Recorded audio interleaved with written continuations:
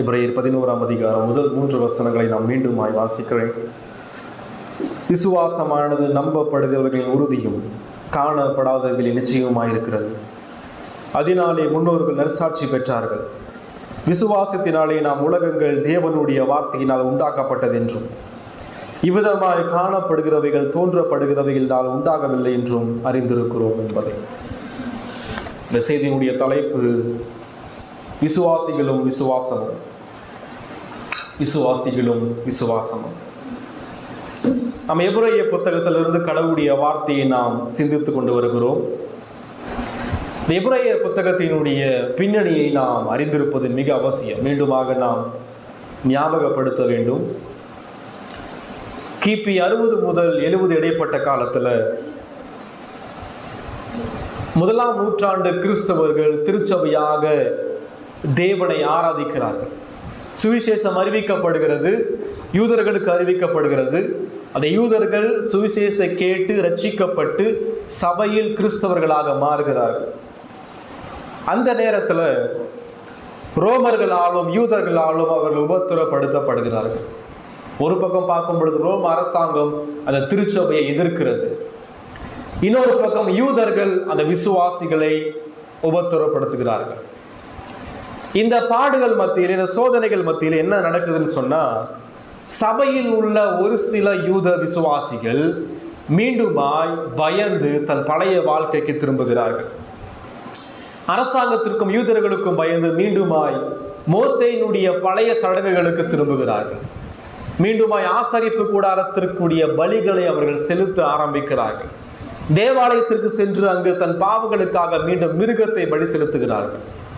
கிறிஸ்துவுடைய சிலுவை மரணத்தை மறந்து போகிறார்கள்.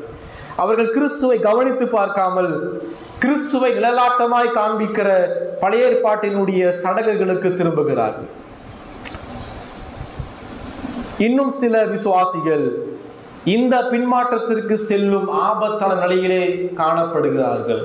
இது இப்படிப்பட்டதான சூழ்நிலையில் அந்த திருச்சபை சென்று கொண்டிருக்கும் பொழுது ஆவியானவர் இந்த எபிரேய புஸ்தகத்தின் மூலமாய் அவர்களுக்கு எச்சரிப்பை கொடுக்கிறார். அவர்களுக்கு இயேசு கிறிஸ்துவை போதிக்கிறார். கிறிஸ்துவுடைய மரணத்தை நம்பாமல் நிராகரித்த யூத கிறிஸ்தவர்களுக்கு ஆவியானவர் கிறிஸ்துவுடைய மகிமையும், கிறிஸ்து எல்லாவற்றுக்கும் மேலானவர், கிறிஸ்து எல்லாரை பார்க்கலும் பெரியவர், எனவே அவரை கவனித்து பாருங்கள் என்பதையும், மிகப்பெரிய ரட்சிப்பை குறித்தும், கிறிஸ்துவின் நித்திய பிரதான ஆசரித்துவ பணியை குறித்தும், ஆசரிப்பு கூடாரத்தினுடைய பலவீனத்தை குறித்தும், கிறிஸ்துவினுடைய ரத்தம் எந்த அளவுக்கு விலையேறப்பட்டது என்பதை குறித்தும் மீண்டுமாய் ஆவியானவர் இந்த எபிரேய புத்தகத்தின் மூலமாய் 1ஆம் நூற்றாண்டில் வாழ்கிற அந்த திருச்சபைக்கு எழுதுகிறார். அவர்களுக்கு மாத்திரமல்ல, இன்றைக்கு வாழ்ந்து கொண்டிருக்கிற நமது சபைக்கும் இந்த புத்தகம் தேவன் நமக்கு கொடுத்திருக்கிறார். முதல் 10 அதிகாரத்தை பார்க்கும் பொழுது, 1 முதல் 10 வரைக்கும் பார்க்கும் பொழுது, அந்த 1 முதல் 10 வரைக்கும் கிறிஸ்து எல்லாரை பார்க்கிலும் பெரியவர் என்ற சத்தியத்தை நம்ம காண்பிக்கிறது. ரட்சிப்பிற்கு, பாவ மன்னிப்புக்கு இயேசு சிந்திய ரத்தம் மட்டுமே அது போதுமான என்பதை குறித்து போதிக்கிறது. மனிதனுடைய கிரியைகளும், மனிதனுடைய சடங்குகளும், மனிதனுடைய ஆராதனைகளும் ஒருபோதும் அவனுக்கு ரட்சிப்பை கொடுக்காது. கிறிஸ்து மட்டுமே ரட்சிப்பை கொடுக்க முடியும் என்பதை காண்பிக்கிறது. எல்லாவற்றுக்கும் மேலாக திருச்சபைக்கு இயேசு கிறிஸ்து இன்றும் பிரதான ஆசாரியராய் பரிந்து பேசிக் கொண்டிருக்கிறார் என்ற சத்தியத்தை ஆவியானவர் நமக்கு காண்பிக்கிறார். இந்த மேல 10ஆம் அதிகாரம் 38, 39ஆம் வசனத்தை வாசிக்கும் போது இந்த 11ஆம் அதிகாரத்திற்கான அறிமுகமாக இதை நாம் படிக்கிறோம். விசுவாசத்தினாலே நீதிமான் பிழைப்பான், பின்வாங்கி போவானானால் அவன் மேலே ஆத்துமா பிரியமாய் இராது என்கிறார். நாமோ கெட்டு போக பின்வாங்குகிறவர்களாய் இராமல் ஆத்துமா ஈடேற விசுவாசிக்கிறவர்களாய் இருக்கிறோம். 37 வரைக்கும் இறையியல் சத்தியத்தை குறித்து பேசின ஆவியானவர் 38 முதல் அந்த இறையியல் சத்தியம், கிறிஸ்துவை பற்றிய சத்தியம் எவ்வாறு ஒரு விசுவாசியுடைய வாழ்க்கையிலே நடைமுறைப்படுத்தப்படுகிறது என்பதை குறித்து இங்கு பேசப்படுகிறது. இங்கு மேன்மையான இன்னொரு சத்தியத்தை ஆவியானவர் அறிமுகம் செய்கிறார். என்ன சத்தியம்? விசுவாசம் என்கிற சத்தியம். 38ஆம் வசனம், விசுவாசத்தினாலே நீதிமான் பிழைப்பான். இந்த வசனம் இங்க மட்டும் எழுதப்படல, பழைய ஏற்பாட்டினுடைய வசனம். ஆபகுக் 2ஆம் அதிகாரம் 4ஆம் வசனத்தை வாசிக்கும் போது அங்கு தேவன் சொல்றார், விசுவாசத்தினாலே நீதிமான் பிழைப்பான். புதிய ஏற்பாட்டில் பார்க்கும் பொழுது ரோமர் 1ஆம் அதிகாரம் 17ஆம் வசனத்தை வாசிக்கும் பொழுதும் அங்கேயும் அந்த வசனம் பயன்படுத்தப்பட்டிருக்கிறது. கலாத்தியர் 3ஆம் அதிகாரம் 11ஆம் வசனத்திலேயும் விசுவாசத்தினாலே நீதிமான் பிழைப்பான் என்ற வசனம் பயன்படுத்தப்பட்டிருக்கிறது. இந்த விசுவாசத்தினாலே நீதிமான் பிழைப்பான் என்ற சத்தியம் ரட்சிப்பினுடைய அஸ்திபாரமாய் காணப்படுகிறது. கிரியைகளால் ரட்சிப்பை பெற்றுக்கொள்ள முடியாது. நமது செயல்கள் மூலமாய், நமது நற்கிரியைகள் மூலமாய் ரட்சிப்பை பெற்றுக்கொள்ள முடியாது. ஒரு பாவி ரட்சிக்கப்பட வேண்டும் என்றால், ஒரு பாவி நீதிமானாக்க வேண்டும் என்றால், கிருபையினாலே விசுவாசத்தை கொண்டு கிறிஸ்துவின் மூலமாக மட்டுமே ரட்சிக்கப்படுகிறான். விசுவாசத்தினாலே நீதிமான் பிழைப்பான். இந்த பிழைப்பான் என்ற வார்த்தை நித்திய வாழ்க்கையை குறிக்கிறது. அப்படி என்றால் விசுவாசம் இல்லாமல் என்ன செய்ய முடியாது? விசுவாசம் இல்லாமல் அவன் நீதிமானாக முடியாது. நீதிமானாகாமல் ரட்சிக்கப்படாமல் அவன் நித்திய ஜீவனிலே பிழைக்க முடியாது. இங்க ஆவியானவர் சொல்றார், உங்களுக்குள்ள விசுவாசம் இருந்தால் மட்டும்தான் உங்க ஆத்துமா உயிரோடு இருப்பதற்கான அத்தாட்சி. உங்களுக்குள்ள விசுவாசம் இல்லைன்னு சொன்னா நீங்க இன்னும் மரித்து போய் இருக்கிறீங்க, இன்னும் நீதிமானாக்கப்படாம குற்றவாளிகளாய் காணப்படுகிறீங்க. நீங்க ஒருபோது நித்திய ஜீவனுக்குள்ளாக பிரவேசிக்க முடியாது என்பதை குறித்து பேசுறார். 38ஆம் வசனம், பின்வாங்கி போவானானால் அவன் மேலின் ஆத்துமா பிரியமாயிராது என்கிறார். விசுவாசத்தினாலே கிடைக்கக்கூடிய ஆசீர்வாதம், அவன் நீதிமானாக்கப்படுகிறான், அவன் பிழைக்கிறான். அதே போல பின்வாங்கி போகக்கூடிய ஒரு அவிசுவாசுடைய நிலைமை என்னன்னு சொன்னா, அவன் மேலின் ஆத்துமா பிரியமாயிராது. திருச்சபையில இணைக்கப்பட்டு சுவிசேஷத்தை கேட்டும் பிரசங்கத்தை கேட்டும் சத்தியத்தை அறிந்தும் ஞானஸ்தானம் பெற்றும் திருவிடுதலை பங்கு பெற்றும் பல ஆண்டு காலமாக சபையிலே வாழ்ந்தும் சத்தியத்தை நிராகரித்து சபையை விட்டும் கிறிஸ்துவை விட்டும் பின்வாங்கி போகிற ஒரு மனிதன் மேல் தேவனுடைய ஆத்துமா பிரியமாயிராது. பிரியமாயிராது என்றால் தேவன் அவர்கள் மீது வெறுப்பாக இருக்கிறார் என்று அர்த்தம். இன்றைக்கும் அநேக நபர்கள் பின்வாங்கி போன நிலைமையிலே காணப்பட்டு கொண்டிருக்கிறார்கள். அவர்களுடைய இந்த நொடி நிலைமை என்ன? திருச்சபை அசட்டை செய்து, திருவிருந்தை அசட்டை செய்து, சபை அங்கத்துவத்தை அசட்டை செய்து, வேதத்தையும் கிறிஸ்துவையும் அசட்டை செய்து, ஆராதனை அசட்டை செய்து, மனம் போன போக்கிலே விக்கிரகாராதனை செய்து கொண்டிருக்கிற அந்த அவிசுவாச நிலைமை என்ன? இந்த நொடி தேவன் அவர்கள் மீது பிரியமா இல்லை. இந்த நொடி தேவன் அவர்கள் மீது வெறுப்பாக இருக்கிறார். எனவே இந்த தேவன் ஒரு எச்சரிப்பை கொடுக்கிறார். பின்வாங்கி போகக்கூடிய சூழ்நிலையிலே வாழ்ந்து கொண்டிருக்கிற நீங்கள், கிறிஸ்துவை விட்டு திருச்சபையை விட்டு வெளியேறக்கூடிய நிலைமையில் இருக்கக்கூடிய நீங்கள், அந்த ஆபத்தில் இருக்கக்கூடிய நீங்கள் சிந்தித்து பாருங்கள், உங்கள் விசுவாசம் எப்படிப்பட்டது? மெய்யாகவே நீங்கள் விசுவாசிகள் தானா? மெய்யாகவே நீங்கள் விசுவாசிகளாக சபையிலே வாழ்ந்து கொண்டிருக்கிறீர்களா? 39ஆம் வசனம், நாமோ கெட்டு போக பின்வாங்குறவர்களாய் இராமல் ஆத்தும ஈடேற விசுவாசிக்கிறவர்களாயிருக்கிறோம். நாமோ என்றால் மெய்யான ஸ்திரமான உறுதியான விசுவாசிகளை குறிக்கிறது. சில நபர்கள் அவிசுவாசத்தின் மூலமாய் சபையை விட்டு வெளியேறினாலும், ஆனால் சில நபர்கள் தேவனுடைய கிருபையினால் விசுவாசத்தை கொண்டு காக்கப்படுகிறார்கள். இந்த இடத்துல விசுவாசம் என்கிற ஒரு அழகிய சத்தியத்தை, விசுவாசம் என்கிற கிறிஸ்தவத்தின் அடிப்படை அஸ்திபாரத்தை ஆவியானவர் நமக்கு தெளிவாக போதிக்கிறார். இந்த 11ஆம் அதிகாரமானது மிகவும் ஒரு மேன்மையான ஒரு அதிகாரம்.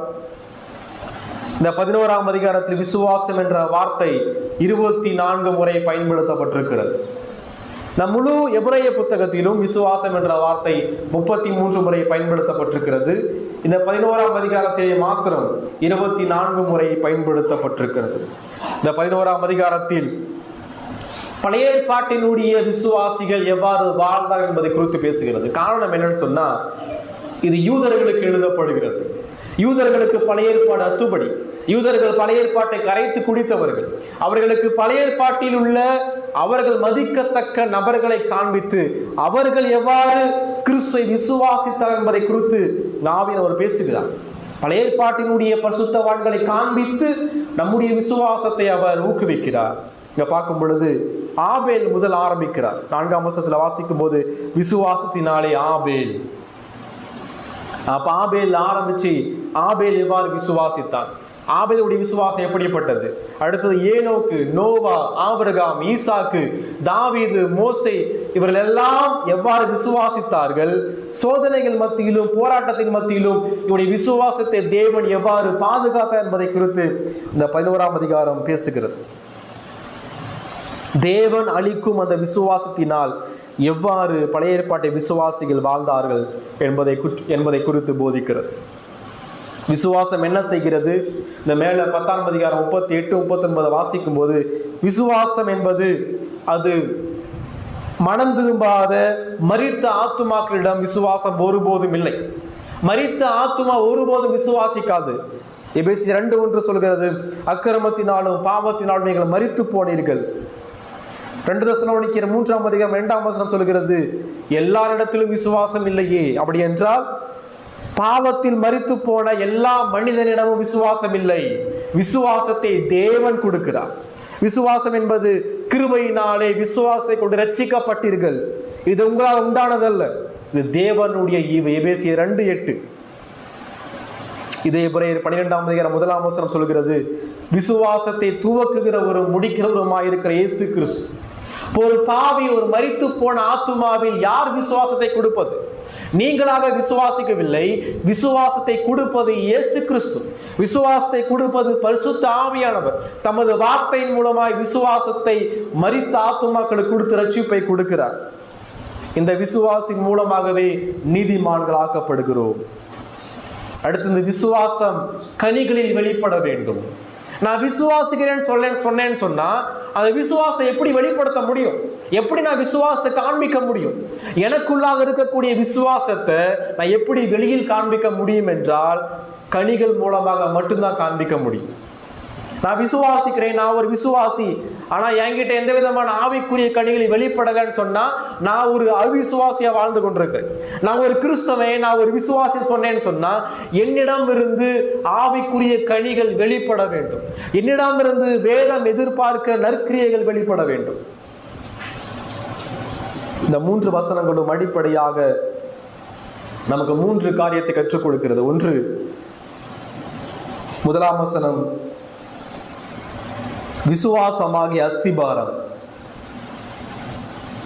விசுவாசமான அஸ்திபாரம்.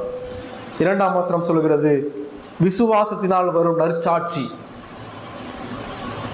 3ஆம் வசனம் நமக்கு பேசுகிறது விசுவாசத்தினுடைய தேவன் எப்படிப்பட்டவர். ஒன்று விசுவாசமாகிய அஸ்திபாரம், விசுவாசத்தினால் வரும் நற்சாட்சி, 3வது விசுவாசத்தின் தேவன். இது கடவுளுடைய வார்த்தை. உங்களுடைய கவனத்தை கூர்ந்து கவனியுங்கள். இங்க 1ஆம் வசனம் சொல்கிறது விசுவாசமானது நம்பப்படுகிறவர்களின் உறுதியும் காணப்படாதவைகளின் நிச்சயமாக இருக்கிறது. இங்க சொல்றாரு விசுவாசமானது என்னன்னு சொன்னா விசுவாசமானது உறுதி என்று சொல்லப்படுகிறது. இந்த உறுதி என்பது அஸ்திபாரம் என்று அர்த்தம், அசையாமல் இருக்கக்கூடியது என்று அர்த்தம், அல்லது உறுதியான பிடிப்பு என்று அர்த்தம். அப்ப விசுவாசமானது ஒரு காரியத்திற்கு அஸ்திபாரமாக இருக்கிறது. விசுவாசமானது நம்பப்படுகிறவர்களுடைய உறுதியும். இப்ப எது நம்பப்படுகிறவைகள்? எதை நம்ப முடியும்? இங்க நம்பப்படுகிறது என்பது முதல் 10 அதிகாரத்தில் சொல்லப்பட்ட சத்தியங்கள்.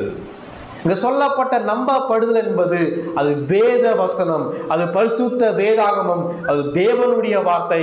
எனவே விசுவாசமானது தேவனுடைய வார்த்தைக்கு உறுதியாக இருக்கிறது. விசுவாசமானது தேவனுடைய வார்த்தையை உறுதியாய் பற்றி பிடிக்கிற அஸ்திபாரமாய் காணப்படுகிறது. எதற்கான அஸ்திபாரம்? நமது விசுவாசம். நமது விசுவாசம் நமது நம்பிக்கையினுடைய அஸ்திபாரம். எது நமது நம்பிக்கை? நமது நம்பிக்கை நமது சுய அறிவு அல்ல. நம்முடைய சுய ஞானத்தை விசுவாசிப்பது விசுவாசம் கிடையாது. நான் என்ன நினைக்கிறேன் என்பதை நம்புவது அது விசுவாசம் அல்ல. நமது விசுவாசம் இந்த உலக தத்துவங்களை சார்ந்தது அல்ல. நமது விசுவாசம் கட்டுக்கதைகளை சார்ந்தது அல்ல. நமது விசுவாசம் பரிசுத்த வேதாகமத்தை சார்ந்தது. உங்களுடைய விசுவாசம் கடவுளுடைய வார்த்தையை அஸ்திபாரமாக கொண்ட விசுவாசமாக இருக்க வேண்டும். உங்களுடைய விசுவாசம் பரிசுத்த வேதத்தை, தேவனுடைய வார்த்தையை உறுதியாய் பற்றி கொண்டிருக்கிற விசுவாசமாய் இருக்க வேண்டும். உங்களுடைய விசுவாசம் எதற்கு உறுதியாக இருக்கிறது? உங்களுடைய தனிப்பட்ட வாழ்க்கையை ஆராய்ந்து பாருங்க. உங்களுடைய குடும்ப வாழ்க்கையை ஆராய்ந்து பாருங்க. உங்க திருச்சபை வாழ்க்கை முறையை ஆராய்ந்து பாருங்க. எல்லாத்தையும் அலசி ஆராயும் பொழுது எல்லா பிரச்சனைகளுக்கு அடிப்படையான காரணம் நீங்கள் உங்களுடைய வாழ்க்கைக்கு வேதம் அஸ்திபாரமாக இல்லை. நீங்கள் வேதத்தை விட்டு தூரமாக வாழ்ந்து கொண்டிருக்கிறீர்கள். உங்கள் தனிப்பட்ட வாழ்க்கை வேதம் இல்லை. உங்கள் கணவன் மனைவிக்குள்ளாக வேதம் இல்லை. உங்கள் திருச்சபை ஆராதனையிலே வேதம் இல்லை. வேதம் இல்லாமல் மற்ற அனைத்து காரியங்களிலும் உடைய தனிப்பட்ட ஞானமும் அறிவும் உடைய தனிப்பட்ட சுய பெருமைகள் தான் காணப்படுகிறது. நீங்கள் உங்களுடைய சொந்த பெருமைகளை உறுதியாக பற்றி கொண்டிருக்கிறீங்க. உங்களுடைய வாழ்க்கைக்கு வேதம் அஸ்திபாரமாக இல்லை. எனவேதான் எல்லா பிரச்சனையுமே. ஆனால் ஒரு விசுவாசனுடைய வாழ்க்கைக்கு விசுவாசம் எதற்கு உறுதியாக இருக்க வேண்டும்? வேதம் என்கிற கட்டடத்திற்கு அஸ்திபாரமாக விசுவாசம் இருக்க வேண்டும். 119ஆம் அதிகாரம் சங்கீதம் 119ஆம் சங்கீதம் 133ஆம் வசனம் சொல்கிறது, உம்முடைய வார்த்தையிலே என் காலடிகளை நிலைப்படுத்தி.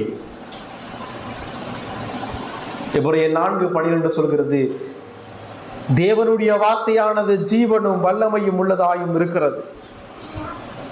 இந்த யூத விசுவாசிகள், இந்த எபிரேய கிறிஸ்தவர்கள், அவர்கள் தங்கள் விசுவாசத்தை எதற்கீழாக கட்டினார்கள் என்றால், தங்கள் விசுவாசத்தை தங்கள் நற்கிரியைகள் கீழாக கட்டினார்கள். மனிதனுக்கு பயந்து, ரோமர்களுக்கு பயந்து, யூதர்களுக்கு பயந்து, தங்கள் சுயத்தை சார்ந்து அவர்கள் விசுவாசம் இருந்தது. ஆனால் தேவன் சொல்றாரு, ஒரு கிறிஸ்தவனுடைய விசுவாசம் வேதத்தை உறுதியாய் பற்றி கொண்டிருக்க வேண்டும். ஒரு விசுவாசினுடைய விசுவாசம் வேதத்திற்கு அஸ்திபாரமாய் காணப்பட வேண்டும். உடைய வாழ்க்கையில வேதம் மையமாக இல்லை என்றால், உடைய வாழ்க்கையில கடவுளுடைய வார்த்தை உறுதியான ஒரு அஸ்திபாரமாக இல்லை என்றால், மணல் மீது கட்டப்பட்ட வீட்டை போலதான் நீங்கள் ஒரு நாள் தேவனுடைய கோபத்திற்கு ஏற்படக்கூடிய சூழ்நிலை ஏற்படும். உங்களுடைய வாழ்க்கை அஸ்திபாரத்தின் மீது கட்டப்பட்டிருக்கிறா? எந்த அஸ்திபாரத்தின் மீது உங்களுடைய வாழ்க்கை கட்டப்பட்டிருக்கு? உங்களுடைய அஸ்திபாரம் வேதத்தின் மீதான விசுவாசத்தின் மீது கட்டப்பட்டிருக்கிறதா? எனவேதான் தவறான ஆராதனை, தவறான பிரசங்கம், தவறான சபை அமைப்பு, தவறான குடும்ப வாழ்க்கை, தவறான தனிப்பட்ட வாழ்க்கை முறை, வேதம் உங்கள் வாழ்க்கைக்கு அஸ்திபாரமாக இல்லை என்றால், உங்கள் விசுவாசம் வேதத்திற்கு உறுதியாக கட்டப்படவில்லை என்றால், உங்கள் விசுவாசம் வேதத்தை உறுதியாக பிடித்துக் கொள்ளவில்லை என்றால், உங்கள் வாழ்க்கையிலே ஒருபோதும் ஆவிக்குரிய சமாதானமும் வளர்ச்சியும் ஒருபோதும் ஏற்படாது. சொல்றாரு, காணப்படாதவருடைய நிச்சயமாய் இருக்கிறது, காணப்படாதவருடைய நிச்சயமாய் இருக்கிறது. மேல பார்த்தோம், விசுவாசமானது நம்பப்படுகிறவர்களுடைய உறுதி. விசுவாசத்திற்கு கை இருக்கிறது. அந்த கை எதை உறுதியாய் பிடித்துக் கொள்ள வேண்டும்? அந்த கை தேவனுடைய வார்த்தையை உறுதியாய் பிடித்துக் கொள்ள வேண்டும். அடுத்து சொல்றாரு, விசுவாசத்திற்கு கண்கள் இருக்கிறது. அந்த கண்கள் காணப்படாதவைகளை நோக்குகிறது. அவிசுவாசிகள் ஒருபோதும் காணாததை நம்ப மாட்டார்கள். ஆனால் விசுவாசி காணாததை நம்புகிறான். காரணம், காணாதவைகளை தேவன் வேதத்தின் மூலமாய் நமக்கு வெளிப்படுத்தி கொடுத்திருக்கிறார். சில பேர் சொல்லுவாங்க, இந்த அற்புதத்தை நான் பார்த்தா மட்டும்தான் நான் விசுவாசிப்பேன். கடவுள் இதை என் வாழ்க்கையில செய்யணும், கடவுள் எனக்கு சுகத்தை கொடுக்கணும், அப்பதான் நான் சர்ச்சுக்கு போவேன். கடவுள் எனக்கு ஆரோக்கியத்தை கொடுக்கணும், கடவுள் எனக்கு கடனை மன்னிக்கணும், கடவுள் என் தேவையை சந்திக்கணும், அப்பதான் நான் வேத வாசிப்பேன், ஜெபம் பண்ணுவேன், சர்ச்சுக்கு போவேன். நான் அற்புதத்தை நேர்ல பார்த்தா மட்டும்தான் விசுவாசிப்பேன். இதுதான் அவிவிசுவாசிகளுடைய நம்பிக்கை. ஆனால் ஒரு விசுவாசியுடைய நம்பிக்கை யோபுவை போல, அவர் என்னை கொன்று போட்டாலும் அவர் மீது நம்பிக்கையா இருப்பேன். கடவுளுடைய வாழ்க்கை அற்புதத்தை செய்யனாலும் கூட, கடவுள் என்னை வியாதியின் மத்தியிலே வைத்திருந்தாலும் கூட, நான் அவரை விசுவாசிப்பேன் என்பதுதான் ஒவ்வொரு கிறிஸ்தவனுடைய நம்பிக்கையாக இருக்க வேண்டும்.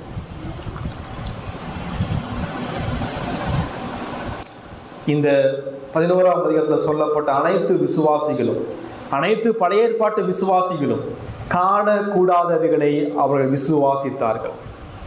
எது காணப்படாதவைகள்? எது காணப்படாதவைகள்? நம்மால எல்லாத்தையுமே நம்ம கண்ணால பார்க்க முடியாது. நம்மால இந்த உலகத்தை கண்ணால பார்க்க முடியும், இந்த பூமியில் உள்ள எல்லா படைப்புகளையும் கண்ணால பார்க்க முடியும்.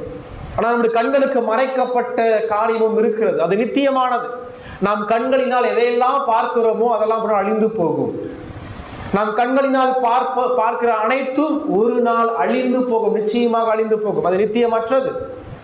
எவைகளை நாம் கண்ணால பார்க்கவில்லையோ அவைகள் மட்டுமே நித்தியமானது.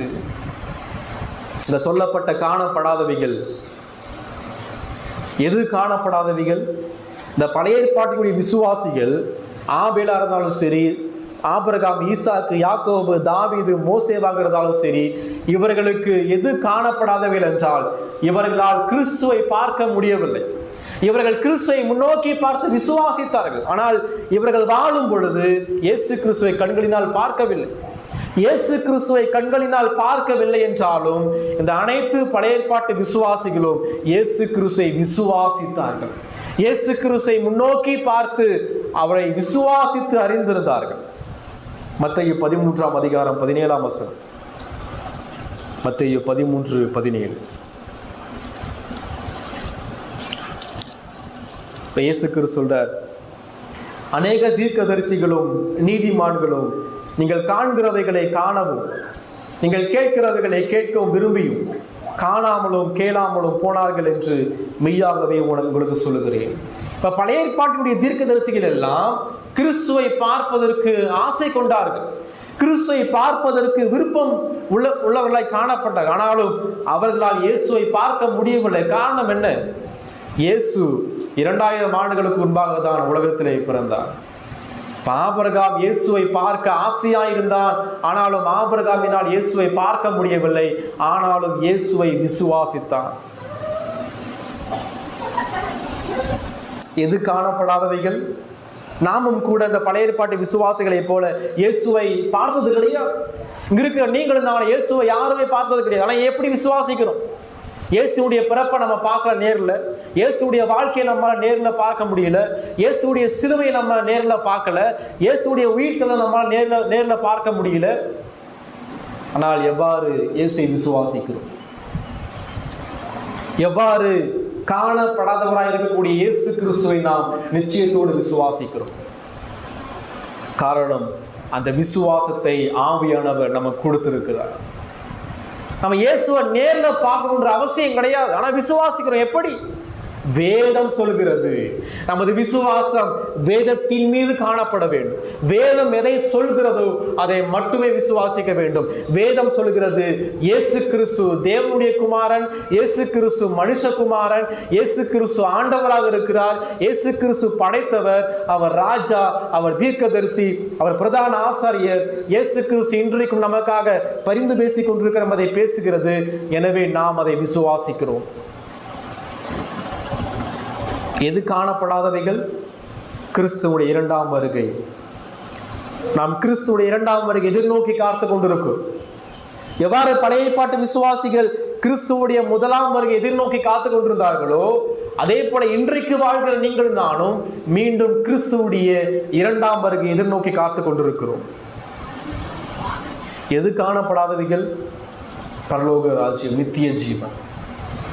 பரலோகத்தை இங்க இருக்கிற யாருமே பார்த்தது கிடையாது.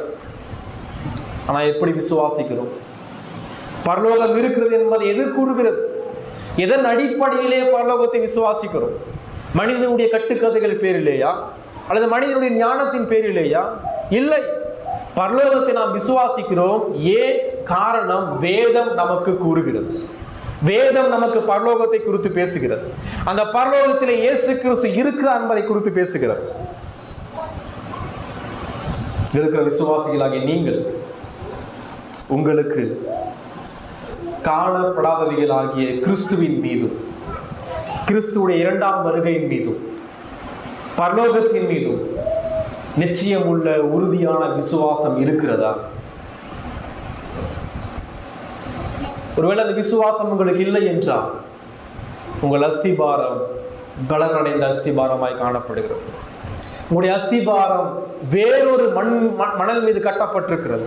உங்கள் அஸ்திபாரம் உங்களுடைய பெருமையின் மீது, ஆஸ்தியின் மீது, அந்தஸ்தின் மீது கட்டப்பட்டிருக்கிறது.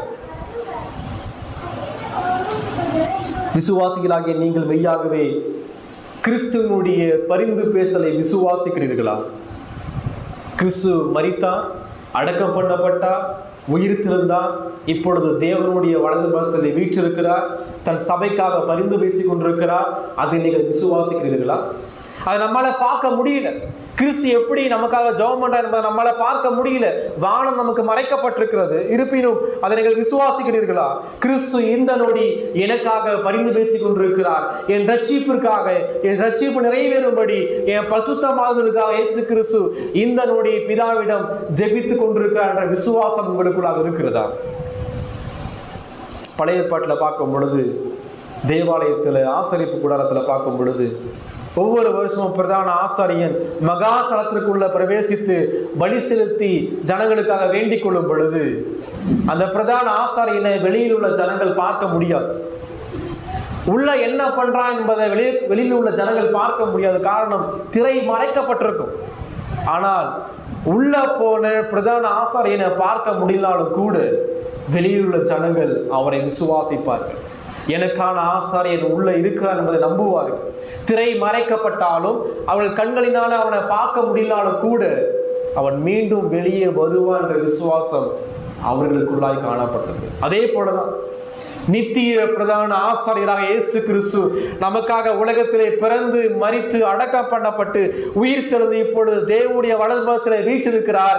அவர் நமக்காக பரிந்து பேசிக் கொண்டிருக்கிறார். அந்த காட்சியை பார்க்க கூடாதபடிக்கு நமது மாம்சிக கண்கள் மறைக்கப்பட்டிருந்தாலும் நாம் அதை விசுவாசிக்கிறோம். காரணம், வேதம் நமக்கு சொல்கிறது.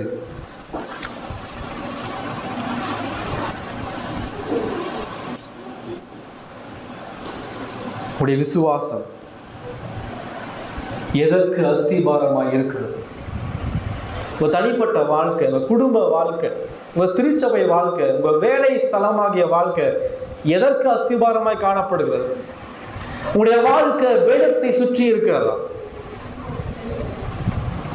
இல்லை என்றால் உங்களிடம் மெய்யான விசுவாசம் இல்லை என்ற அர்த்தம். இரண்டாவது வசனம் சொல்கிறது, விசுவாசத்தினால் வரும் நற்சாட்சி. அதனாலே முன்னோர்கள் நற்சாட்சி பெற்றார்கள். எதினாலே? விசுவாசத்தினாலே. விசுவாசத்தினாலே முன்னோர்கள் நற்சாட்சி பெற்றார்கள். அதனாலே என்றால் விசுவாசமானது வேதத்திற்கு உறுதியாக இருக்கிறது. விசுவாசமானது காணப்படாதவைகளாகிய கிறிஸ்துவையும் அவருடைய பரிந்து பேசுதலையும் அவருடைய இரண்டாம் வருகையையும் நித்திய ஜீவனுக்கும் நிச்சயமாய் இருக்கிறது. அதை விசுவாசித்தார்கள் முன்னோர்கள். யார் இந்த முன்னோர்கள்? பழைய ஏற்பாட்டில் வாழ்ந்த விசுவாசிகள். ஆபேல் முதல் அனைத்து விசுவாசிகளும் நற்சாட்சி பெற்றார்கள். வேதத்தின் மீதும் கிறிஸ்துவின் மீதும் உள்ள விசுவாசத்தினாலே பழைய ஏற்பாட்டில் வாழக்கூடிய விசுவாசிகள் நற்சாட்சி பெற்றார்கள். என்ன நற்சாட்சி? இந்த நற்சாட்சி என்றால் என்ன? நற்சாட்சி என்றால் முதலில் அவர்கள் ரட்சிப்பை பெற்றுக் கொண்டார்கள். பழைய ஏற்பாட்டில் வாழ்கிற விசுவாசிகளுக்கு இயேசு தேவை. புதிய ஏற்பாட்டில் வாழ்ந்த விசுவாசிகளுக்கு இயேசு தேவை. இன்றைக்கு வாழ்கிற உங்களுக்கும் எனக்கு இயேசு தேவை. இனிமேல் பிறக்க போகிற பாவிகளுக்கும் இயேசு கிறிஸ்து தேவை. ஆபேல் ரட்சிக்கப்பட வேண்டும் என்றால் ஆபேலுக்கு கிருபையினால் விசுவாசத்தை கொண்டு கிறிஸ்துவின் மூலமாய் ரட்சிப்பு அவசியம். ஆபிரகாம் ரட்சிக்கப்பட வேண்டும் என்றால் ஆபிரகாம் இயேசுவை விசுவாசிக்க வேண்டும். ஆபிரகாம், ஈசாக்கு, யாக்கோபு, தாவீது, மோசே யாராக இருப்பினும் வானத்தின் கீழே மனுஷனுக்குள்ளே எந்த ஒரு பாவி ரட்சிக்கப்பட வேண்டும் என்றாலும் அவர்களுக்கு இயேசு கிறிஸ்துவின் மூலமாக மட்டுமே மீட்பு என்பதை ஆவியானவர் பேசுகிறார். பழைய ஏற்பாட்டில் ஒருவித ரட்சிப்பு, புதிய ஏற்பாட்டில் ஒருவித ரட்சிப்பு இல்லை. எல்லா பாவிகளுக்கும் ஒரே ஒரு நம்பிக்கையானவராக இயேசு கிறிஸ்து மட்டும்தான். கிருபையினால மட்டும்தான் ரட்சிப்பை தேவன் நமக்கு கொடுக்கிறார். இந்த இடத்துல ரட்சிப்பை பெற்றார், நற்சாட்சியை பெற்றார்கள். யாரிடமிருந்து பெற்றார்கள்? இந்த விசுவாசிகள், இந்த பழைய ஏற்பாட்டில் வாழ்ந்த பரிசுத்தவான்கள் யாரிடமிருந்து நற்சாட்சியை பெற்றார்கள்? அவருடைய வாழ்க்கைக்கான நல்ல சாட்சியை தேவன் அவர்களுக்கு கொடுத்தார். உபத்திரவத்தின் மத்தியிலே, துன்பத்தின் மத்தியிலே, சோதனைகள் மத்தியிலே வாழ்ந்து கொண்டிருந்த அந்த பழைய ஏற்பாட்டினுடைய விசுவாசிகளுக்கு அந்த விசுவாசம் தேவனிடமிருந்து நல்ல சாட்சியை பெற்றுக் கொடுத்தது. ஒருவேளை இந்த உலகம் அவர்களை பகைத்தது, இந்த உலகம் நோவாவை பகைத்தது, நோவாவை கேலி செய்தது, இந்த உலகம் ஆபிரகாமை ஈசாக்கை பகைத்தது, இந்த உலகம் மோசேயை பகைத்தது. மோசே தன்னுடைய ராஜ பதவியை விட்டுவிட்டு எகிப்துல வாழக்கூடிய அந்த அரண்மனை வாழ்க்கையை விட்டுவிட்டு கிறிஸ்துவுக்காக வனாந்தரத்திலே ஜனங்களோடு வாழும் பொழுது எல்லாருமே கேலி செஞ்சாங்க. இவன் என்ன பைத்தியக்காரனா, அரண்மனைய வாழ்க்கையை விட்டுட்டு போய் வனாந்தரத்துல கஷ்டப்படுறானே. எல்லா ஜனமும் மோசேயை இகழும் பொழுது தேவன் மோசேயை குறித்து நற்சாட்சி கொடுத்தார், இவன் என்னுடைய தாசன். ஒரு விசுவாசி கிறிஸ்துவன் என்பவன் விசுவாசத்திற்காக உறுதியாக இருக்கும் பொழுது, கிறிஸ்துவுக்காக வேதாகமத்திற்காக உறுதியாக இருக்கும் பொழுது நிச்சயமாக இந்த உலகம் பகைக்கும், நிச்சயமாக இந்த உலகம் உங்களை வெறுக்கும். ஆனால் கேள்வி, உலகம் வெறுத்தாலும் தேவன் உங்களை நேசிக்கிறாரா? தேவன் உங்களை குறித்து என்ன சொல்வார்? இங்க பரிசுத்த ஆவியானவர் ஆபேல் முதல் எல்லா பரிசுத்தவான்களுக்கும் நற்சாட்சியை இந்த அதிகாரத்திலே பதிவு செய்திருக்கிறார். சொல்றாரு 4ஆம் வசனம், விசுவாசத்தினாலே ஆபேல் காயினுடைய பலியிலும் மேன்மையான பலியை செலுத்தினார். இந்த தேவனே சொல்றார், ஆபேல் மேன்மையான பலியை செலுத்தினார். ஏனோக்கு குறித்து பேசும் பொழுது 5ஆம் வசனத்துல ஏனோக்கு அவன் நற்சாட்சி பெற்றான் என்று சொல்லப்படுகிறது. நோவா குறித்து வாசிக்கும் போது 7ஆம் வசனத்துல நோவா பயபக்தியுள்ளவனாய் இருந்தான் என்று தேவன் நற்சாட்சி கொடுக்கிறார். ஆபிரகாமை குறித்து பேசும்போது ஆபிரகாமுடைய விசுவாசத்தை குறித்து தேவன் நற்சாட்சி கொடுக்கிறார். அதே போல ஒவ்வொரு விசுவாசியா இருந்தாலும் சரி, அந்த ஒவ்வொரு விசுவாசிக்கும் யார் நற்சாட்சி கொடுப்பது? தேவன் நற்சாட்சி கொடுக்கிறார். தாவீதை குறித்து தேவன் சொல்றாரு, இவன் என் இருதயத்திற்கு ஏற்ற தாசன். கேள்வி, இந்த பரிசுத்தவான்களுக்கு தேவன் நற்சாட்சி கொடுத்தது போல இங்க இருக்கிற உங்களுக்கு, உங்களை பார்த்து தேவன் என்ன சொல்வார்? இருக்கிற ஒவ்வொருவரையும் பார்த்து இவன் விசுவாசி என்ற நற்சாட்சியை தேவன் சொல்வாரா? உங்களுடைய எல்லா வாழ்க்கை எப்படி இருக்குன்னு சொன்னா இந்த உலகம் என்ன சொல்லும்? இந்த உலகத்தினுடைய பெருமைகளை மட்டும்தான் நீங்க விரும்பி கொண்டிருக்கிறீர்கள். இந்த உலகம் என்ன சொல்லும்? இந்த உலகம் தப்பா பேசுமா? இந்த உலகம் என்ன பெருமையா பேசணும், இந்த உலகம் என்னை அந்தஸ்து மிக்க நபரா பேசணும். ஒட்டுமொத்த உலகமும் உங்களை தலைமையில தூக்கி வச்சாலும் கேள்வி, கடவுள் உங்களை குறித்து என்ன சொல்வார்? உங்களை தூக்கி பேசுற எல்லா மனுஷனும் ஒரு நாள் மரித்து போவான். உங்களை பெருமையா பேசுற, உங்களை முகதாசனை பண்ணுகிற, உங்களை பாராட்டுகிற எல்லா பாவியான மனுஷனும் மரித்து மண்ணுக்கு செல்வான். ஆனால் கேள்வி, நித்தியமான கடவுள் உங்களை குறித்து என்ன சொல்வார்? கடவுளுடைய நற்சாட்சி உங்களை குறித்து எதுவாக இருக்கும்? தேவனுடைய சாட்சி மனிதனுடைய சாட்சிகளும் மேன்மையானது.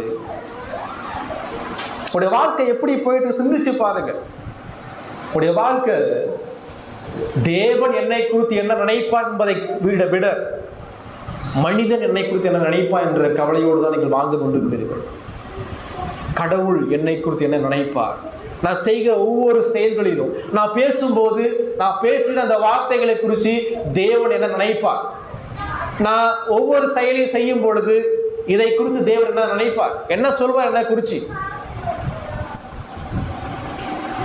இதெல்லாம் தாண்டி மனிதனுடைய பெருமைகளுக்கும், மனிதனுடைய முகதாட்சணைக்கும், மனிதனுடைய போற்றுதலுக்கும் நீங்கள் விரும்பின மக்களாக இருப்பீர்கள் என்றால் தேவன் உங்களை வெறுக்கிறார் என்றார்.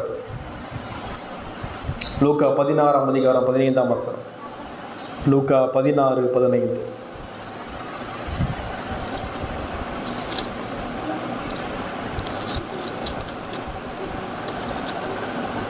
அவர் அவரை நோக்கி, நீங்கள் மனுஷர் முன்பாக உங்களை நீதிமான்களாக காட்டுகிறீர்கள், தேவனோ உங்கள் இருதயங்களை அறிந்திருக்கிறார்.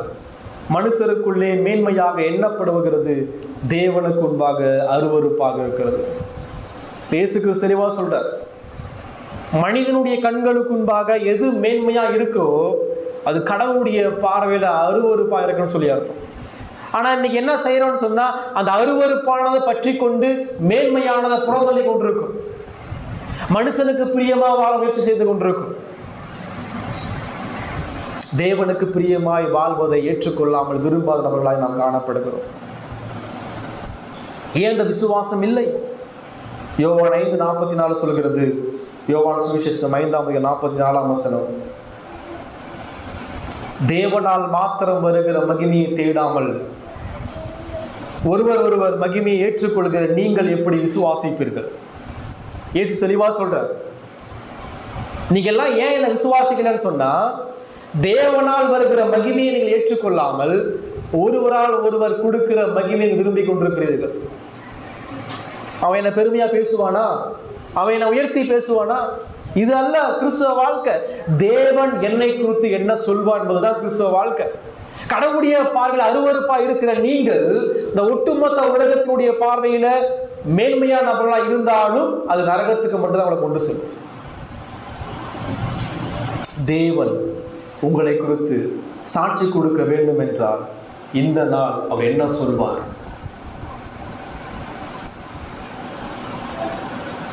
விசுவாசிக்குரிய எந்த அடையாளமும் இல்லாமல் எவ்வாறு நாம் ஒரு கிறிஸ்தவனாக வாழ முடியும்? விசுவாசி என்று சொல்லிக் கொள்கிறோம். விசுவாசி என்றால் எனது விசுவாசம் என்ன?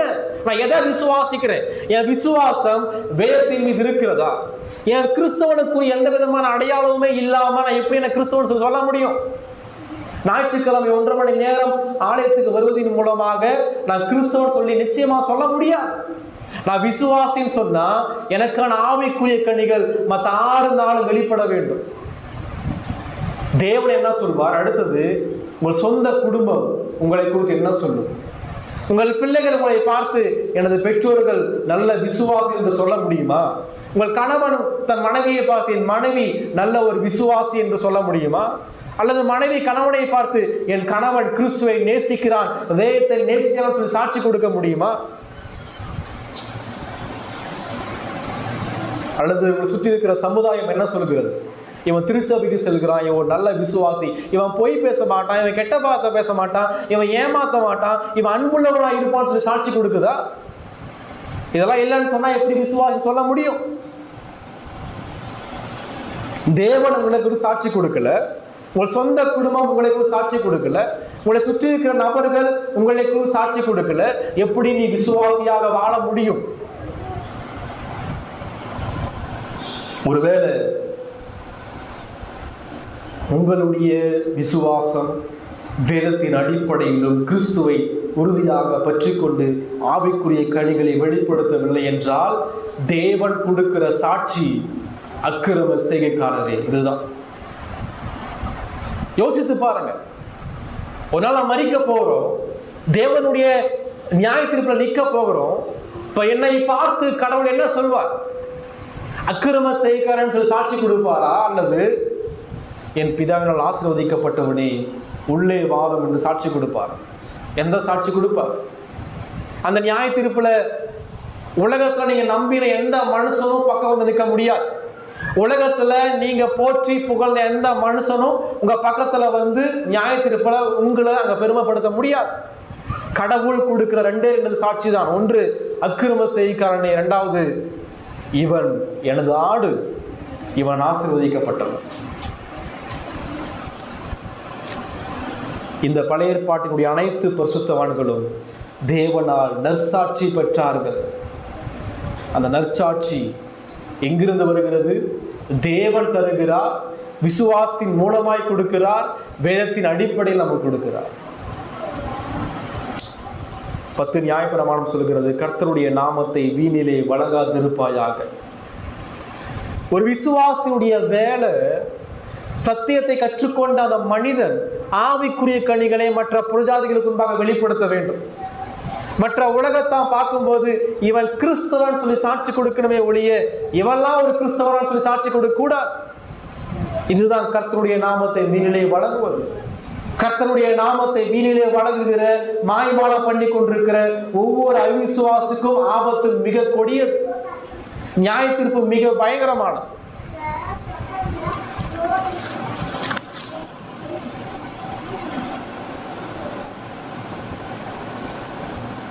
தேவன் நம்மை குறித்து நற்சாட்சி கொடுக்க வேண்டும் என்றால் எவ்விதமாக கொடுப்பார் என்பதை ஆராய்ந்து பாருங்கள். அந்த கேள்வியோடு வீட்டுக்கு திரும்பி செல்லுங்கள். இந்த நாள் கடவுள் என்னை குறித்து என்ன நினைப்பார், கடவுள் என் ஆத்துமாவை குறித்து என்ன சாட்சி கொடுப்பார் என்ற கேள்விக்கான பதிலோடு நீங்கள் வீட்டுக்கு திரும்பி செல்லுங்கள். அந்த கேள்விக்கான பதில் எதிர்மறையாக இருக்கும் என்றால் மனம் திரும்பி கிறிஸ்துவை விசுவாசியுங்கள். ஆண்டவரே, விசுவாசத்தை தாவும் என்று சொல்லி கெஞ்சுங்கள். அந்த விசுவாசத்தின் மூலமாய் ஆவிக்குரிய கனிகளை வெளிப்படுத்த எனக்கு கிருபை பாராட்டும் என்று சொல்லி ஜெபியுங்கள். மூன்றாம் வசனம் சொல்கிறது, விசுவாசத்தினாலே ஆபேல், 3ஆம் வசனம், விசுவாசத்தினாலே நாம் உலகங்கள் தேவனுடைய வார்த்தையினால் உண்டாக்கப்பட்டது என்றும் இவ்விதமாய் காணப்படுகிறவைகள் தோன்றப்படுகிறவைகளால் உண்டாகவில்லை என்றும் அறிந்திருக்கிறோம். விசுவாசனுடைய அஸ்திபாரத்தை குறித்து பேசுகிறார். விசுவாசனுடைய பலனாகிய நற்சாட்சியை குறித்து பேசுகிறார். மீண்டுமாக விசுவாசத்தினுடைய தேவனை குறித்து பேசுகிறார். பின்வாங்கி போய் கொண்டிருக்கிற இந்த 1ஆம் நூற்றாண்டு கிறிஸ்தவர்களுக்கு மீண்டும் மீண்டும் பரிசுத்த ஆவியானவர் தேவன் யார் என்ற சிந்தனைக்கு நேராக அழைத்துக் கொண்டு வருகிறார். உங்களுடைய அவிசுவாசம் என்ன காரணம்? உங்களுடைய ஆத்தும வளர்ச்சியின்மைக்கு என்ன காரணம்? நீங்கள் ஏன் கடவுளை விட்டு பின்வாங்கி போகிறீர்கள்? உங்கள் ஆவிக்குரிய வாழ்க்கையில ஏன் வளர்ச்சி இல்லை? ஏன் நீங்க கிறிஸ்துவை மறந்து போறீங்க? ஏன் திருச்சபையை மறந்து போறீங்க? ஏன் கடவுளை உங்களால் ஆராதிக்க முடியல? ஏன் வேத வாசிக்க முடியல? ஏன் ஜெபம் பண்ண முடியல? ஏன் பாவத்தை மேற்கொள்ள முடியல? அடிப்படையான காரணம் தேவன் யார் என்பதை உங்களுக்கு தெரியவில்லை. எனவேதான் மீண்டும் மீண்டும் ஆசிரியர் கடவுள் யார், அவர் எப்படிப்பட்டவர், நாம் விசுவாசிக்கிற தேவன் எந்த அளவுக்கு பெரியவர் என்பதை இங்க மீண்டும் காண்பிக்கிறார். அங்க சொல்றாரு, விசுவாசத்தினாலே நாம் உலகங்கள் தேவனுடைய வார்த்தையினால் உண்டாக்கப்பட்டது என்றும். நம்ம யாரை விசுவாசிக்கிறோம்? நாம் விசுவாசிக்கிற நபர் அவர் எப்படிப்பட்டவர்? அவர் நம்மை போல மனிதன் அல்ல. அவர் வானத்தையும் பூமியையும் உலகத்தையும் எல்லா படைப்புகளையும் தம் வார்த்தையின் மூலமாய் உண்டாக்கின சர்வ வல்லமையுள்ள தேவன். படைப்பில் தேவனுடைய வல்லமையை குறித்து பேசுகிறார். படைப்பில நோக்கி பாருங்க, படைப்பை நோக்கி பாருங்க. படைப்பை நோக்கி பார்த்தீங்கன்னு சொன்னா வானத்தையும் பூமியையும் சூரியனையும் நோக்கி பார்க்கும் பொழுது, பெய்கிற மழையை நோக்கி பார்க்கும் பொழுது, உண்ணுகிற சாப்பாட்டை கவனித்து பார்க்கும்போது தெரியும் படைத்த கடவுள் எந்த அளவுக்கு பெரியவர் என்பதை இந்த வானங்கள் வெளிப்படுத்துகிறது. தேவனை குறித்த உயர்வான சிந்தனை, தேவன் எப்படிப்பட்டவர் என்ற அறிவுதான் நமது வாழ்வின் எல்லா சூழ்நிலைகளுக்கும் அஸ்திபாரமாக இருக்கிறது. தேவனை குறித்த அறிவில் பிரச்சனை என்றால் நமது வாழ்க்கை முழுவதுமாக பாதிக்கப்படும். உங்களில் பயபக்தியுள்ள ஆராதனையும் தாழ்மையும் பாவத்தின் மீதான வெறுப்பும் சோதனைகள் மத்தியிலே நம்பிக்கையும் உபத்திரவத்தின் மத்தியிலே ஆறுதலும் இல்லை என்றால், கிறிஸ்துவையும் அவருடைய திருச்சபையும் உங்களால் நேசிக்க முடியவில்லை என்றால், கடவுளை ஆராதிக்க முடியவில்லை என்றால், காரணம் உங்களுக்கு தேவன் யார் என்று தெரியவில்லை.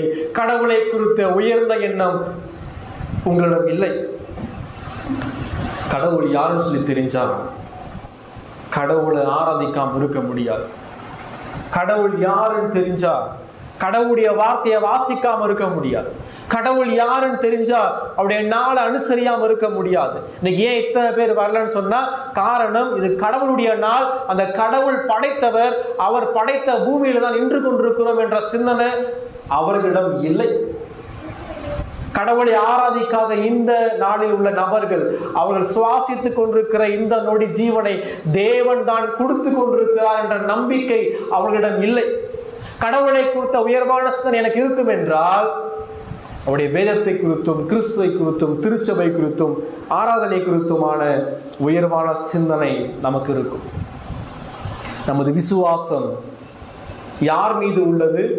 நமது விசுவாசம் படைத்தவர் மீது உள்ளது. இங்க சொல்றாரு, விசுவாசத்தினாலே நம் உலகங்கள் தேவனுடைய வார்த்தையினாலே உண்டாக்கப்பட்டது என்று அறிந்திருக்கிறோம். இந்த முழு உலகத்தை யார் படைத்தது? இந்த உலகங்கள் என்ற வார்த்தை எதை குறிக்கிறது என்றால், 6 நாளைக்குள்ள தேவன் எதையெல்லாம் படைத்தாரோ அந்த எல்லா படைப்புகளை குறித்து பேசுகிறது. வானத்தை தேவன் படைத்தார். வானத்துல பரலோகத்தை தேவன் படைத்தார். பரலோகத்தை தூதர்கள் சேராபியங்களை தேவன் படைத்தார். நட்சத்திரங்களை படைத்தார். கோள்களை படைத்தார். பால்வழி அண்டங்களை படைத்தார். மில்லியன் மில்லியன் மில்லியன் கணக்கான கோடிக்கணக்கான சூரியனை விட மிகப்பெரிய சூரியன்கள், நெருப்பு கோலங்கள் வானத்தில் மிதந்து கொண்டிருக்கிறது. அதெல்லாம் தேவன் தன் மகிமைக்காக படைத்திருக்கிறார். இந்த ஒட்டுமொத்த வானத்தின் படைப்புகளிலும் பூமி மிக மிக சிறியது. பூமி கண்ணுக்கு தெரியாத ஒரு துரும்பு. ஆனால் அந்த பூமியை தெரிந்து கொண்டு அந்த பூமியிலே உயிரினங்களை உண்டாக்கி, மனிதனை உண்டாக்கி, திருச்சபையை உண்டாக்கி, வேதாகமத்தை கொடுத்து தேவன் ஆராதிப்பதற்கு நம்ம ஏற்படுத்தியிருக்கிறார். இந்த சூரியன் பூமியை விட பல கோடி மடங்கு பெரியது. இந்த பூமி வெளிச்சத்தை பார்க்க வேண்டும் என்றால் சூரியனுடைய ஒளி தேவை. இந்த பூமி சூரியனை பார்த்து சுற்றவில்லை என்றால் காலையும் மாலையும் இரவும் ஏற்படாது. இந்த பூமி விளைச்சலை கொடுக்க வேண்டும் என்றால் மழை அவசியம். இந்த மழையை யார் கொடுப்பது? மழையை ஒருபோதும் வீணான தேவர்கள் உண்டு பண்ண முடியாது. மழையை விக்கிரகங்கள் உண்டு பண்ண முடியாது. மழையை தேவன் பெய்ய பண்ணுகிறார். ஒருவேளை வருஷம் முழுவதும் 365 நாளும் வெயிலாக இருந்தால் என்ன செய்ய முடியும்? அல்லது 365 நாளும் மழையாவே டெய்லியும் பெய்து கொண்டே இருந்தால் என்ன பண்ண முடியும்? அல்லது வருஷம் முழுவதுமா குளிரும் பனியும் தான் என்ன செய்ய முடியும்? அதினதின் காலத்தில் கடவுள் நேர்த்தியாய் ஆளுகை செய்து கொண்டே இருக்கிறார்.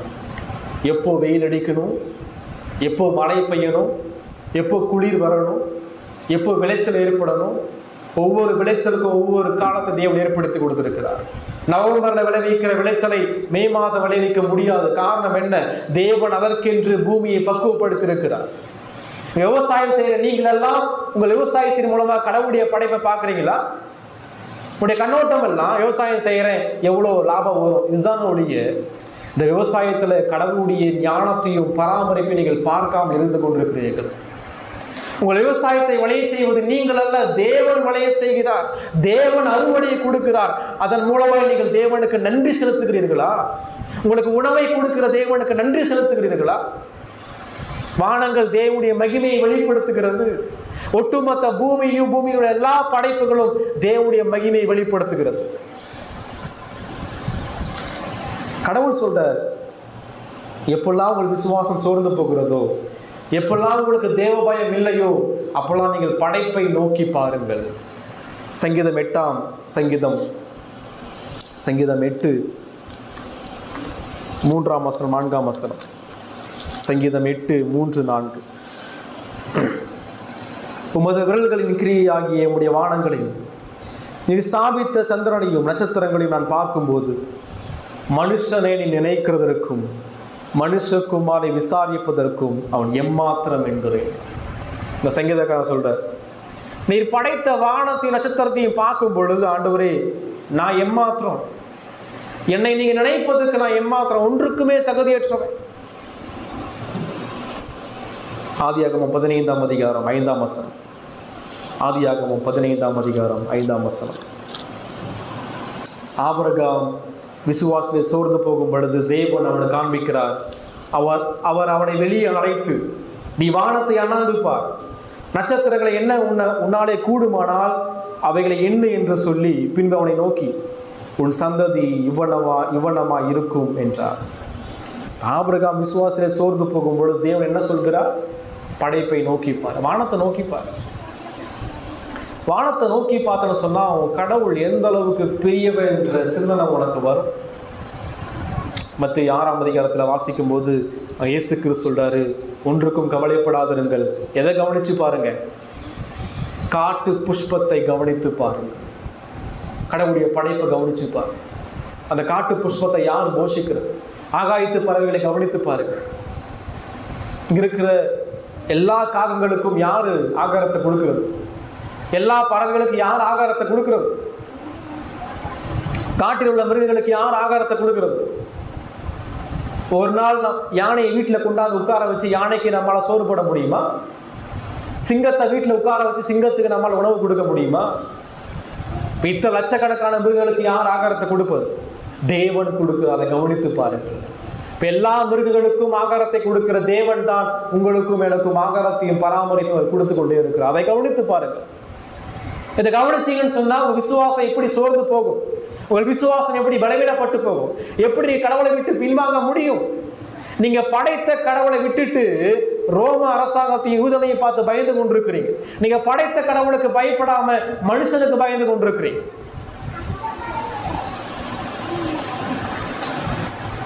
ஆதியாகமம் 1ஆம் அதிகாரம் 1ஆம் வசனம் சொல்கிறது, ஆதியிலே தேவன் வானத்தையும் பூமியையும் சிருஷ்டித்தார். இந்த வசனம் கடவுளை குறித்து என்ன கற்றுக் கொடுக்கிறது? இந்த வசனம் கடவுள் எந்த அளவுக்கு பெரியவர் என்பதை கற்றுக் கொடுக்கிறது. இந்த ஒரு வசனம் தேவனை குறித்த 12 குணாதிசயங்களை நமக்கு கற்றுக் கொடுக்கிறது. ஆதியிலே தேவன் வானத்தையும் சிருஷ்டித்தார். முதலாவது தேவன் ஒருவரே என்பதை கூறுகிறது. காரணம், படைப்பில் யாரும் இல்லை, தேவன் ஒருவரே. இரண்டாவது தேவன் ஆவியாய் இருக்கிறார். காரணம், எந்த பூமியும் அங்கு ஏற்படவில்லை, எந்த நிலமும் அங்கு இல்லை, எனவே படைத்த தேவன் ஆவியாய் இருக்கிறார். மூன்றாவது தேவன் நித்தியமானவர். நான்காவது தேவன் முடிவில்லாதவர். ஐந்தாவது தேவன் மாறாதவர். ஆறாவது தேவன் தனக்குத்தானே போதுமானவர், யாரும் அவருக்கு ஆலோசனை சொல்ல வேண்டிய அவசியம் படைப்பில் இல்லை. ஏழாவது தேவன் ஜீவனை கொடுக்கிறவர். எட்டாவது தேவன் அழியாதவர். ஒன்பதாவது தேவன் படைத்தவர். பத்தாவது தேவன் சர்வ வல்லமையுள்ள தேவன். அவர் 6 நாளுக்குள்ளே தம்முடைய வார்த்தையின் மூலமாய் ஒட்டுமொத்த உலகத்தையும் உண்டாக்கினார். 11வது தேவன் சர்வ ஞானம் உள்ளவர். இந்த 6 நாள் படைப்புகளும் தேவனுடைய ஞானத்தை வெளிப்படுத்துகிறது. 12வது தேவன் சர்வ ராஜரிகம் உள்ளவர். அவருடைய சித்தத்தின்படி வானம் எப்படி இருக்கும் என்பதை அவர் தீர்மானிக்கிறார். சூரியனை எப்படி படைக்கணும் என்பதை அவர் தீர்மானித்தார். பூமியில மனுஷனை எப்படி படைக்கணும் என்பதை அவர் தீர்மானித்தார். ஒருவேளை மனுஷனை படைக்கும் போது தலையை காணிக்கையில வச்சுட்டு காலை தலை மீது வச்சு படைச்சா எப்படி இருந்திருக்கும்? அல்லது மூக்கை தலைக்கு பின்னாடி வச்சுட்டு காதை வயிற்றுல வச்சிருந்தா எப்படி இருந்திருக்கும்? எங்கெங்க எது இருக்கணுமோ அங்கங்க கடவுள் வடிவமைத்து கொடுத்திருக்கிறார். இந்த உலகத்துல வாழ்ற ஒவ்வொரு மனுஷனுடைய ஃபிங்கர் பிரிண்ட்டும் அது வித்தியாசமானது. ஒவ்வொரு மனிதனுடைய கருவிழி அமைப்பும் அது வித்தியாசமானது. எந்த அளவுக்கு ஞானமா ஒவ்வொரு குழந்தையும் தேவன் படைக்கிறார். விசுவாசிகளாக நீங்கள் உங்களுக்கு கொடுக்கப்பட்ட குழந்தைகள் அது கடவுளுடைய ஞானத்தை வெளிப்படுத்துகிறது. அந்த குழந்தைகள் தேவனுடைய சர்வ ராஜரிகத்தின்படி கடவுள் உங்களுக்கு கொடுத்திருக்கிறார். அந்த குழந்தைகளை பார்க்கும்போது என்ன நீங்க நினைக்கிறீர்கள்? இது தேவன் கொடுத்த சுதந்திரம், தேவன் படைத்து கொடுத்திருக்கிறார். எனவே இந்த பிள்ளைகளை தேவனுக்கென்று வளர்க்க வேண்டும் என்ற ஞானம் உங்களுக்கு இருக்கா? இந்த அனைத்து படைப்புகளும் தேவன் எதன் மூலமாய் உண்டாக்கினார்?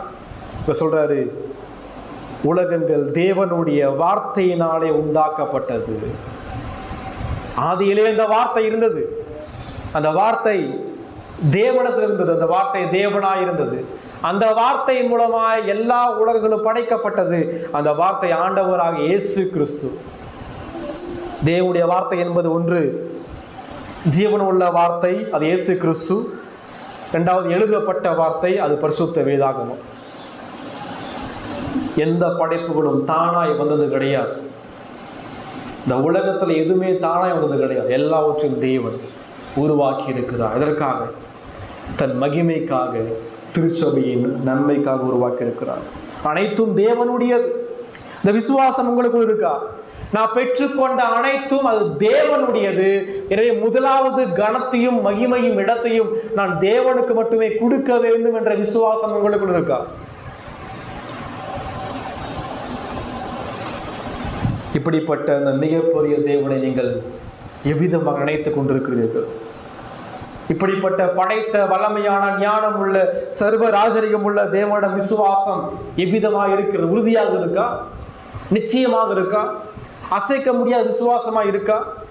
இப்படிப்பட்ட தேவனை விட்டு தான் நீங்கள் உலகத்தை பார்த்து உலகத்திற்கு பின்பாக அழிந்து போகிற எல்லா காரியத்திற்கு பின்பாக ஓடிக்கொண்டிருக்கிறீர்கள்.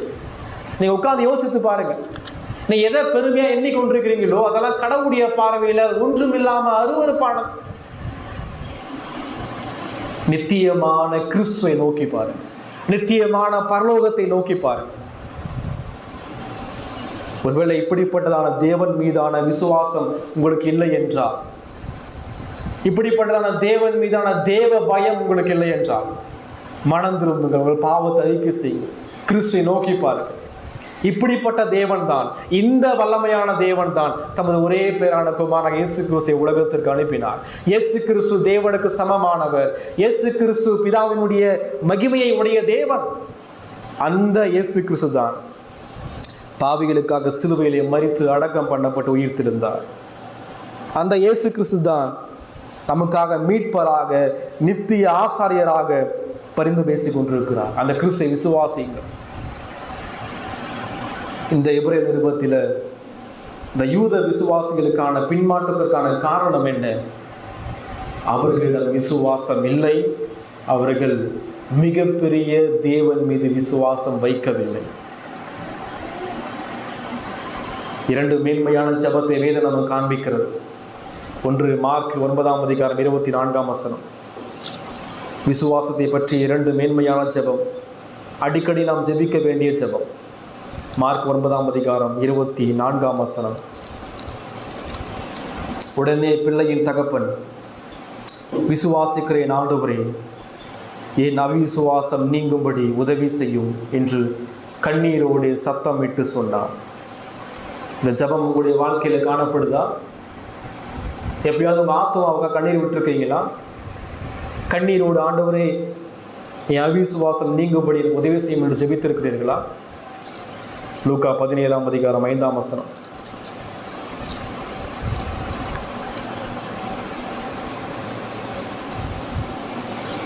அப்பொழுது அப்போஸ்தலர் கர்த்தரை நோக்கி, எங்கள் விசுவாசத்தை வர்த்திக்க பண்ணும் வேண்டும் என்றார்கள். இந்த ரெண்டு ஜெபமும் உங்களுடைய வாழ்க்கையிலே உங்கள் ஜெபத்தின் அஸ்திபாரமாக இருக்க வேண்டும். சோர்ந்து போகும் பொழுது, விசுவாசத்தில் குன்றி போகும் பொழுது, கடவுளை விட்டு விலகி வாடும் பொழுது கண்ணீரோடு ஆண்டவரே என் அவிசுவாசம் நீங்கும்படி உதவி செய்யும், ஆண்டவரே என் விசுவாசத்தை வர்த்திக்க பண்ணும் என்ற ஜெபம் உங்களுக்குள்ள இருக்கா? கிறிஸ்துவை சார்ந்து கொள்ளுங்கள், கிறிஸ்துவை நோக்கி பாருங்கள். நாம் கண்களை மூடி ஜெபிப்போம்.